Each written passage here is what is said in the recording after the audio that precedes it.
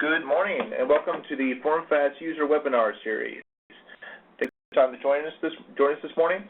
I'm Aaron Vaught, Director of Marketing here at FormFast, and I'll be the host. Usually have this webinar on the first Friday of every month, and we apologize for moving it back a week this month. We had our annual company meeting last week, and happy to report that there's a lot of exciting developments, both in the product and in our process, that I'm excited to share with you guys in the future. But today we're going to be focusing on frequently asked questions to do with FormFast products. By Luke Putz, who's one of our design consultants, and Joan Nunn, who's one of our systems consultants. Before we get into that, let's review how to use the WebEx interface for those of you who might be joining us for the first time.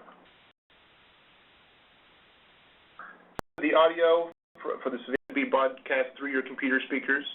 If you can't hear this through your computer speakers, please chat to the host, and we'll join the teleconference.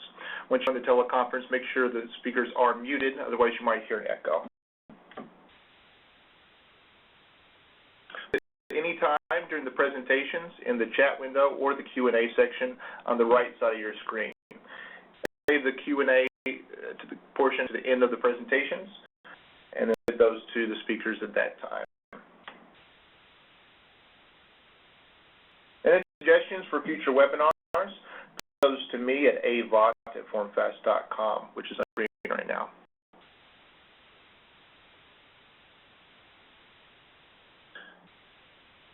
I'd like to introduce our speakers for today. The first is Luke Putz, who is a design consultant with our professional design team. He's one of the staff who actually creates the forms when you send those in and works with you to create your specifications. We also have Joan Nunn, who is one of our senior systems consultants, who does some of the other products. But first, we're going to go over to Luke for frequently asked questions concerning form design. Good morning, everyone. So I'm just going to go through a couple of asked questions the form designers get through tech calls and at our trainings. So I'm going to start by opening Form Designer. My screen. Luke, click on the Share Desktop button. Okay. Let's see. Where?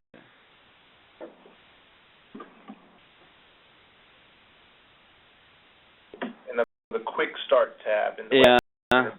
Okay. There we go. All right. All right. So. All right. So Designer should have just opened up. And first issue we commonly get is how to save a Landscape Prn. And I'm using a Form Designer 5.2. And typically, with a portrait form, you'll go to File and save as FastPrint PRN, your PRN file. And so if I have a form open, I would click Save as FastPrint PRN, type in form name, and it'll actually create that PRN, which I can then use in my PCL. But if we landscape form, that only supports portrait right now. So I've gone ahead and opened up one of my landscape forms. To create the landscape PRN, I'm going to go back to File. Go to, and I'm going to choose the center that runs through the Save as FastPrint PRN function. That's my print to FastPrint file printer. So you use that. Check print tile over here. Go to your properties, and under your printer properties, you have it's set to landscape. So if I flip that, it sets it to portrait. So let's check the landscape and hit OK, and then I'll hit OK. And it'll pop up a save as screen, and in File it just has output. So I'm going to really name this Landscape, and it'll be saving it as a PRN. I'll hit and close out Form Designer. And on my desktop, I have this Landscape Prn, which I use to make a landscape PCL. All your, let's say, a batch of landscapes, you can go into your Start, Devices and Printers, and click on the to fast print file.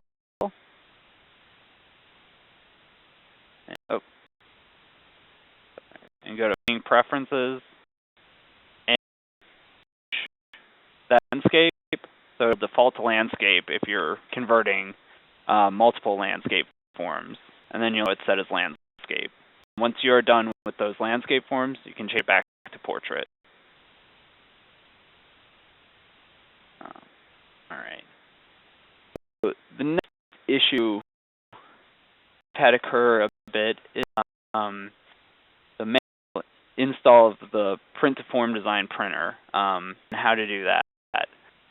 You just upgraded to 5.2, and you've got it all and everything there, but your print to form designer printer is missing. This is a printer that you can use to convert PDF documents, Excel documents, and bring them into the form designer. So actually packaged within the files. So you have how to browse for that and manually install it. So start by going to the Start menu, and my computer, my hard drive, so C5, and I'm going to select Program Files x86, my FormFast folder, Designer folder, and you'll find the Print Driver folder, and double on that, and on the Install folder, and then Setup. And this is straightforward. It'll just bring up the up, and you'll click through. All right. One thing to remember is if you have trouble after you run this install and the print is still not installing, make sure to temporarily turn off your antivirus software, because that might be blocking the install. Check to make sure you have full admin rights on the computer. If contact your IT staff and talk to them about getting those admin rights. So go back to my Start menu, Devices and Printers, and see Print to Form Designer printer has been installed. So I'm going to do a quick test. I'm going to open PDF I have. File, Print, select Print to Form Design Printer,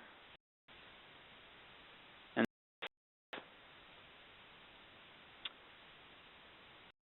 it's up my form. So I'll go ahead and save this as print.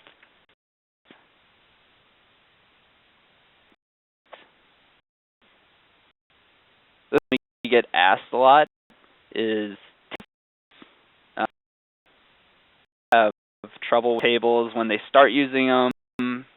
People, don't design for a while and have to come back to it, and it can be a tough process to work through. So I'm going to go through some quick and easy ways to work with tables.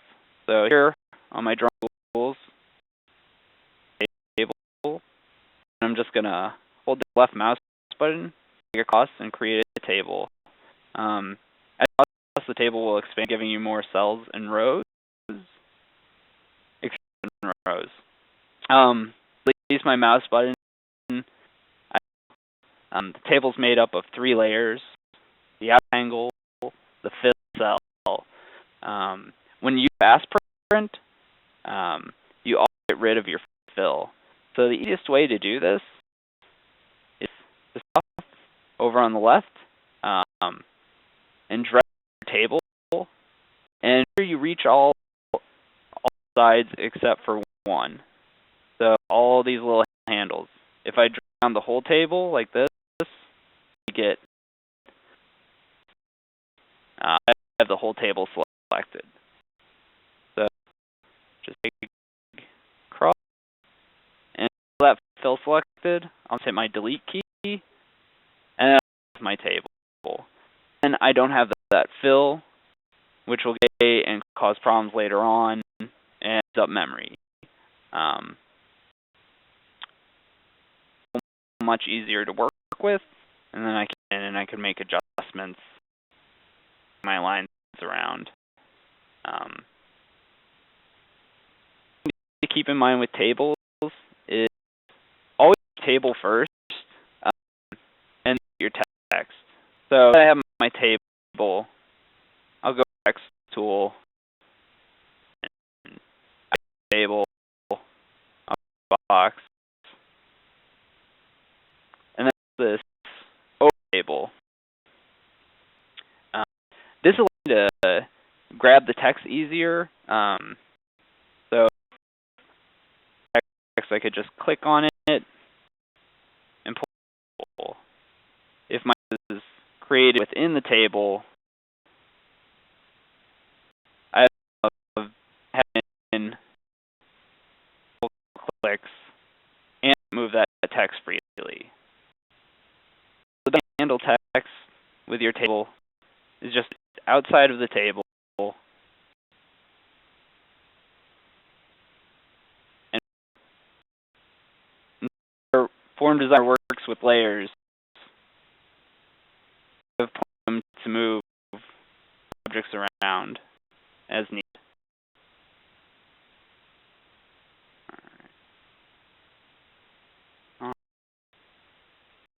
And that's up everything for the former top few questions. Thanks, Luke. And before we return to the previous interface, I should note that if you do have questions for Luke or for Joan, you can submit those even as they're presenting and sharing their desktop. At the top of the screen, you can click on the floating toolbar and click on the chat window to bring that up and not interrupt the share of the screen. So this is to turn it over to Joan Nunn, and she is one of our senior systems consultants. She works with other products, FastPrint, WebForm Imprint, FastFlow.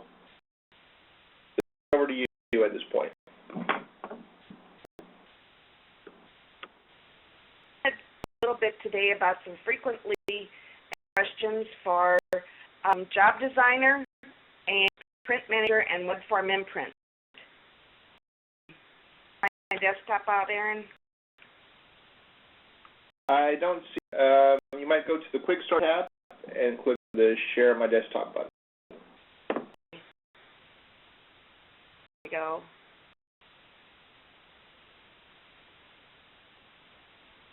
All right.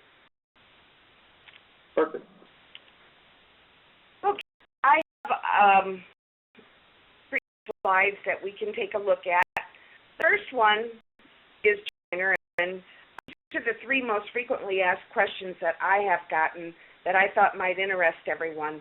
One is, how do you create a barcode in Job Designer? I know you all are familiar with creating a barcode in Form Designer, but we can also do it in Job Designer. You can do a dynamic barcode, which will change based on what's sent to it in the data stream, like the account number and the medical record number. They change. This is an account number, for instance, and when I click on it, the barcode is nothing more than a font. We have many different kinds of barcodes. We have 3 of 9s, code 128s in different sizes.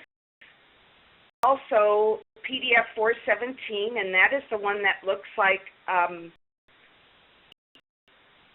UPS, whenever you get a UPS package. There's an Aztec 2D, also a data matrix. I'm going to use code 3 small for this so I can show you some things. This is 9. It's pretty small. Doesn't always fit on a label sheet or wristband, but it will very well.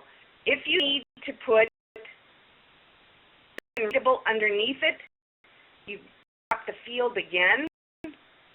You can put the humidable of the same barcode of the barcode that's there. If you want to create a static barcode, you grab a area from the job designer, bring it over to the screen, right-click on it, click on literal text, and literal text you would type your numbers. These could be form numbers, so you could have something like the consent, page 1, that could be your barcode as well. We'll go change the barcode to the 309. Oops. This is a static barcode. This is one that's changing, and this is one that's static. Okay, question number 2 is a printer alias. And this question comes up to me quite often. A printer alias is nothing more than the name of a printer. Under the printer alias drop-down from the print menu top, you will get a screen that says printer alias definition. Right now that it's set to the local printer and default, I'm going to add my new one into it, so you just simply highlight over local printer, and I'm going to type in my new printer alias. And I'm going to select, this will bring the Windows printers that are on your machine, or these could be the printers that are on your server. I'm in here. Update, it will ask me if I want to edit, and I say yes.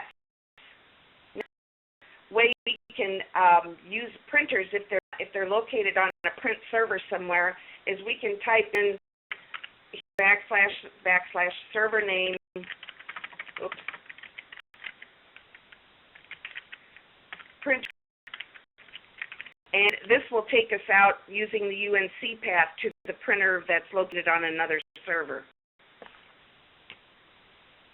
The third question I sometimes is I create a new print job, but print, why? Well, several things. When you have a new job and you add it in, the first thing you have to do is give it some criteria. If it's still in your collector folder, that means it didn't pass job criteria. The job criteria must be unique to the particular job. It's the same as another one, and it won't print.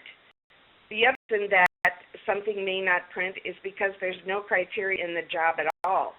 That's only for form imprint jobs where you don't use job criteria, but if you're creating an admission packet or a packet that is going to be used with the print manager, you must use job selection criteria.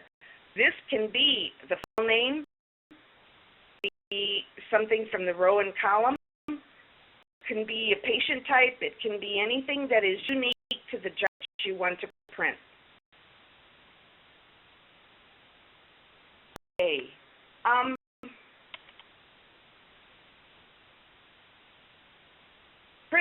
going to the print manager. These are the 3 most common questions that I have been asked through tech support. One is print manager takes a long time to open.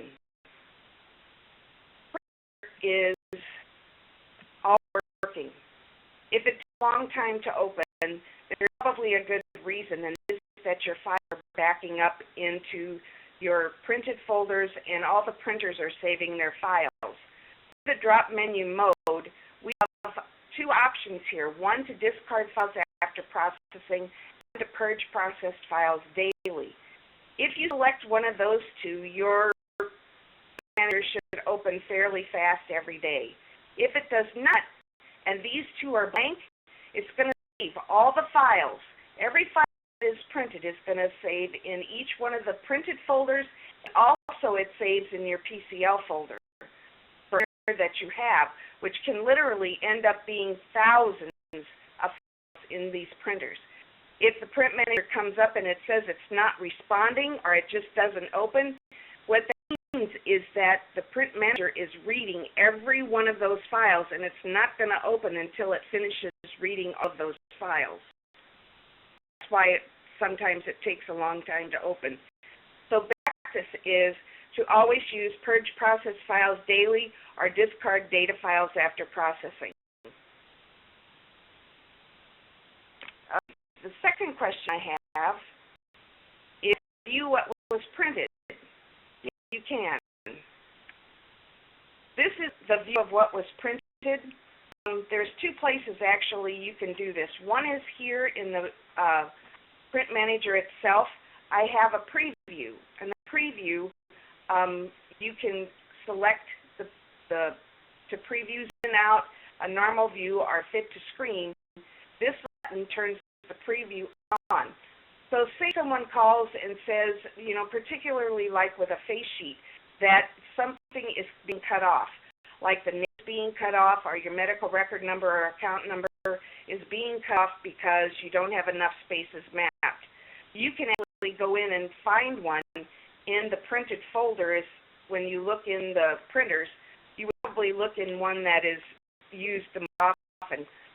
See if you can find what they're talking about and actually see being cut off, and then you'll know about how many characters you need to add into the mapping. The other place to look is in the job set location under whatever packet is being printed in Windows. There's the printed folder is right here. It shows up also on the left side of the screen in print, but it is also here on your job set location. And if you want to see what was printed, if you need to take a look to see why something didn't print, you can always open up the file in the printed folder. It will only be there if you use the process files daily, and they normally at around midnight. Okay, the third question that I have for Print Manager is how to capture a data file. Well, you might want to capture a data file is in your SAMP data folder so that you can add some new mapping or something that has been mapped, or that they've added some fields for your feeder for something that you need to map onto your patient demographics. So under your job set location, the collector folder, you can turn off the Print Manager for a minute, go to the collector folder, and then turn your Print Manager back on, or you can let it go through and print and grab it out of the printed folder. But remember, in Print Manager, in order to get these, you need to set it to purge process files daily, or turn these off altogether just to grab your data file. Remember to turn one of them back on, though, so that your files don't accumulate and you get into the running slow, the Print Manager running slow. Okay, the next, a little bit about web form imprint. Questions for those of you who are upgrading or who have upgraded in the past. Questions normally came up when I was working with you. One, the regular form imprint jobs be used in web form imprint. Absolutely. The same will work in web form imprint just as they did in the SIC client.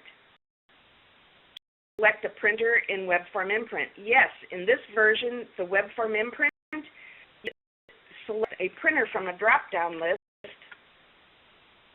I'm going to open it for you. I don't know which one will bring up. Here we go.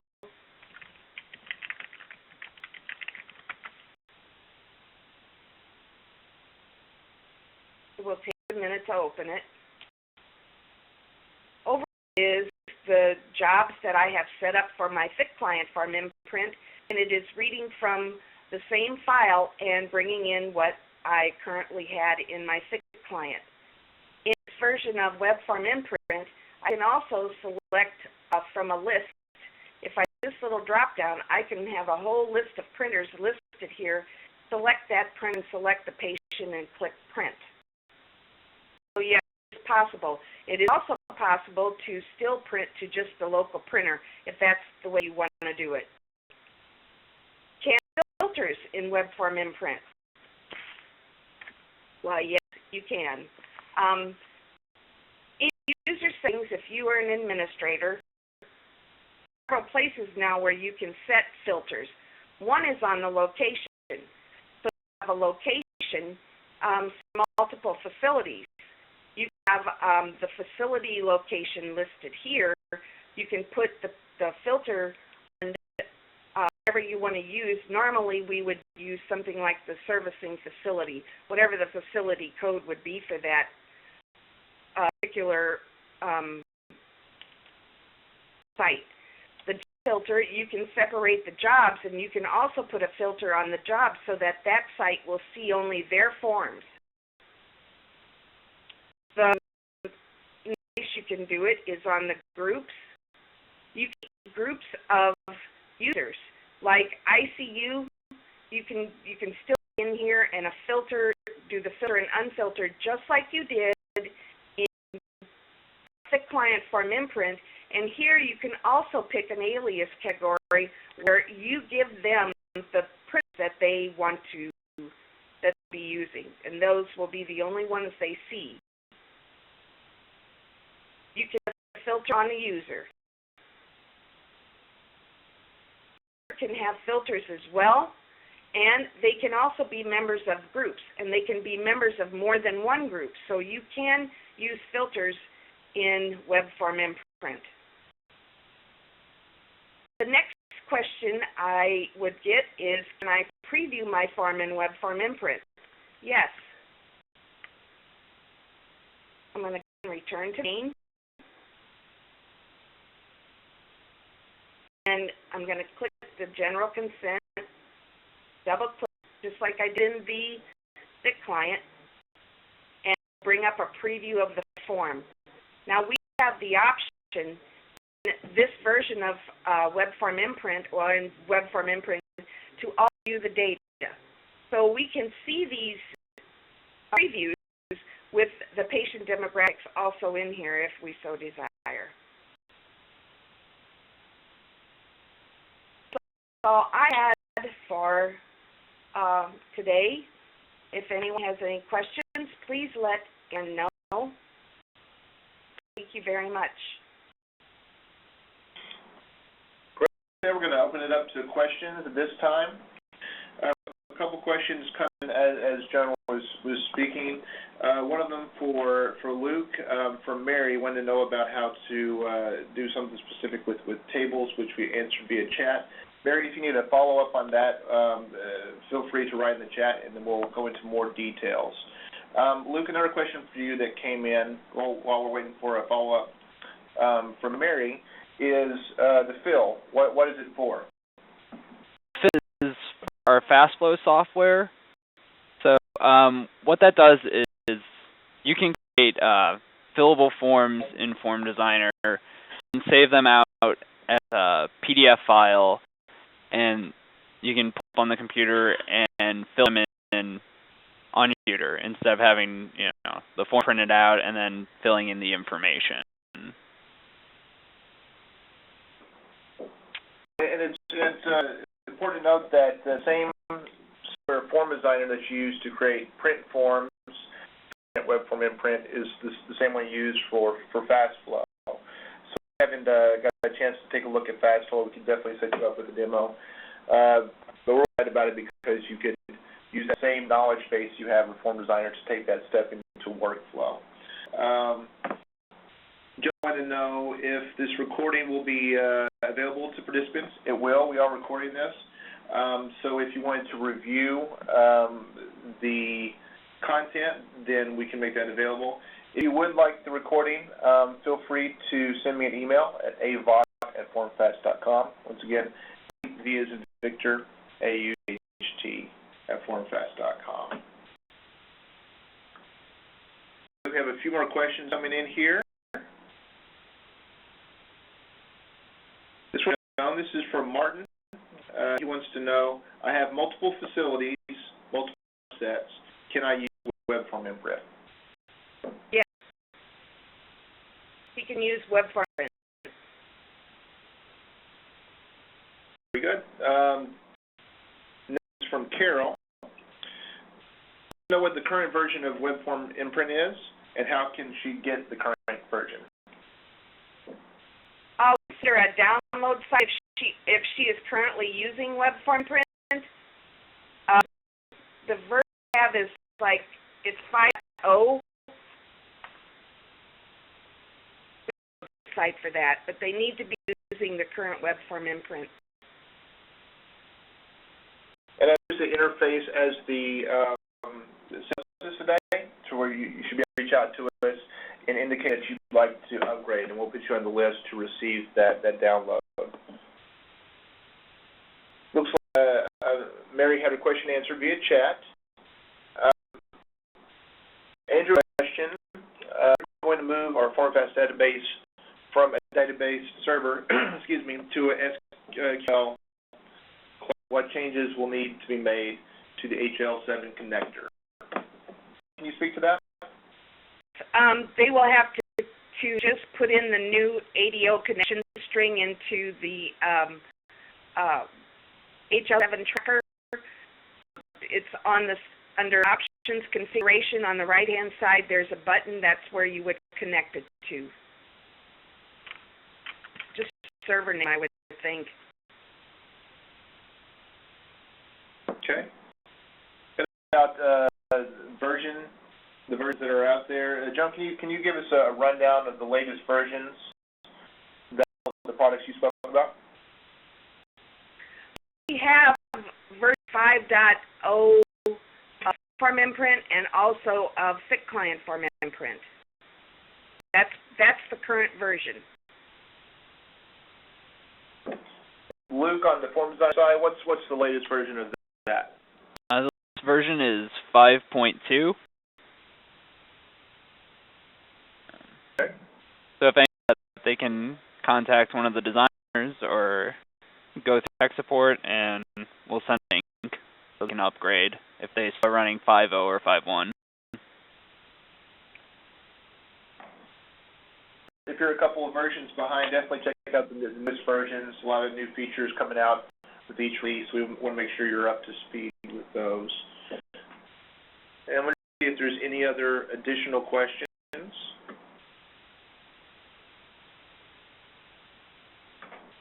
That might be it for today. If you do think of other questions that you have after the session, feel free once again to reach out to me at email, and I'll be sure to pass those on. Here's my email on the screen now, abot@formfast.com. We have another question that just came in from Pam. From web form print, in a different print from the drop-down instead of local. Have to be installed on the server? In older versions, yes, it does. Current version, it should work with a UNC path.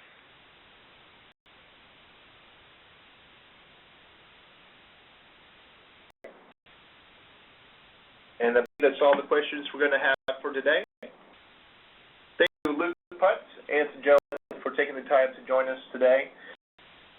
You sign up for future sessions of the FormFast User Webinar Series. You can do that at formfast.com/userwebinar. You also get a chance to do that at the conclusion of this session with it that will pop up on your screen. So reach out to us to find out about new FormFast solutions, including signature on the iPad and other mobile devices. Very excited about that, and helping hospitals become more paperless admission process, as well as bedside consent. So if you'd like a demo of that, reach out to us, and you can do that at formfast.com/contact. Thank you for attending, and we'll see you in the user webinar in October.